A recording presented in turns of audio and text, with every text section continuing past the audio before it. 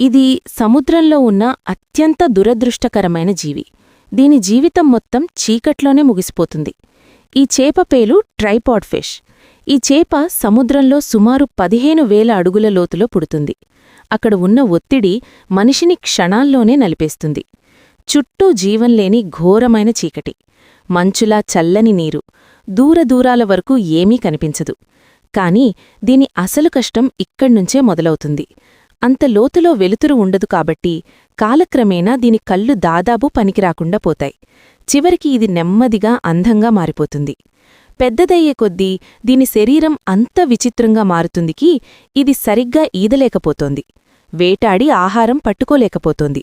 అందుకే tripod fish తన 3 పొడవైన కాళ్లపై నిలబడి చీకట్లోనే ఆహారం తన దగ్గరకు వచ్చేవరకు జీవితమంతా ఎదురుచూస్తూ గడుపుతుంది.